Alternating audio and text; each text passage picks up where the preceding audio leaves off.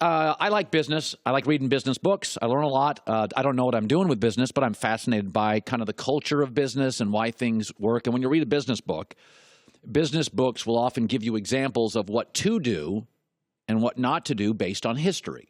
This company failed because of this, and this company succeeded because of this. And I love the examples. I often use those examples in this show because I think sports is business, and I often connect it to it. Just that's what I like to read a lot. And so when you watch something that succeeds, there's usually a process that you're duplicating.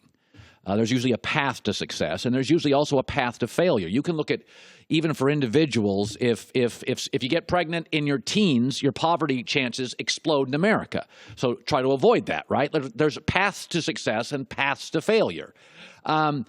Here's what we know. In the NBA, it's a star-driven league. It's not a coach or a system-driven league. If you have LeBron, you win. If you have Kevin Durant, you win. If you have Steph Curry, you win. If you had Michael, Magic, Larry Bird, you win. If you had Wilt, Kareem, you win. Shaq, Kobe, all that stuff. But the NFL is different. The NFL is not about one guy. Even a great quarterback is muted if they have a bad offensive line and a terrible head coach. Even great coaches, Bill Belichick, Pete Carroll, have been fired when they couldn't get the quarterback right. It is a system. You have to memorize a playbook. You have a snap count. If one person moves a hand on the offensive line, no matter how good Aaron Rodgers is, tweet, penalty, back it up 5 yards. It's about a system. Here's something else we know about the NFL. It's not player-driven. It's personnel and community coach, GM-driven. Quarterbacks are valuable, but again, they can't succeed with the wrong people around them. Cocky, outspoken is great in the NBA. LeBron can talk every day. It doesn't really work in the NFL because you might be saying something, but everybody in the locker room doesn't necessarily buy into it. And a couple years ago, I was very critical of the Seattle Seahawks.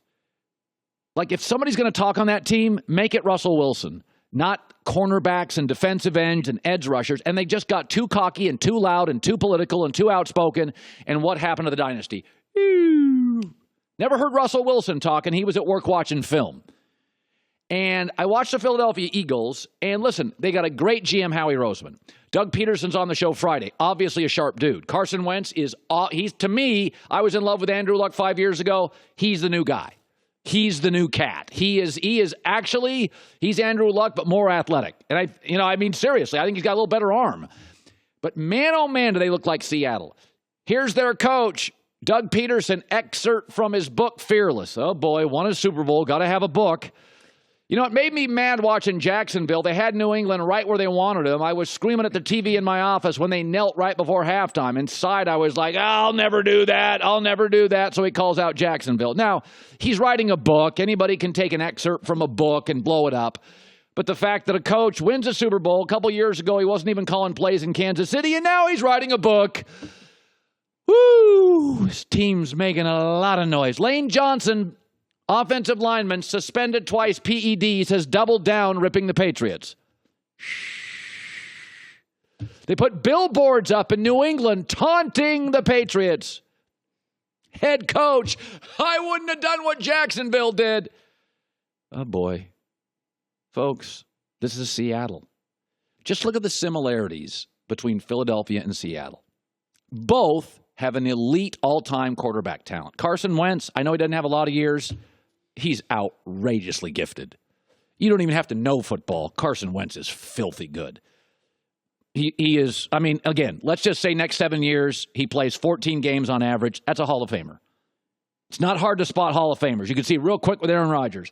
That's a Hall of Famer. Deshaun Watson, you're like, oh, that doesn't look like everybody else. Russell Wilson, Steve Young. Seattle's got Russell Wilson. So both Philadelphia and Seattle have a kind of flashy star quarterback. Both, by the way, have top-line defenses. Have you seen the defenses for Seattle? Those are some Legion of Boom's all-time stuff. Philadelphia Eagles defense. It is loaded, especially in that front seven. It is loaded. Both Seattle and now Philadelphia have very expressive, outspoken cultures. The opposite, the antithesis of the Spurs, the Patriots, Alabama. Outspoken, politically engaged. Both fan bases are like maybe the most intense in the league. I mean, Philadelphia and Seattle. Seattle has a name, the 12th man. Philadelphia Eagle fans, didn't they build a jail at one point in the bottom of the stadium because people were getting in fights? Like, these are arguably the most intense fan bases in the league. Both, by the way, Seattle and Philly have been to 3 Super Bowls and have 1 win. And in both instances, they got books. They're doubling down, taking shots at teams with multiple Super Bowls. By the way, both Philly and Seattle added outspoken political Michael Bennett.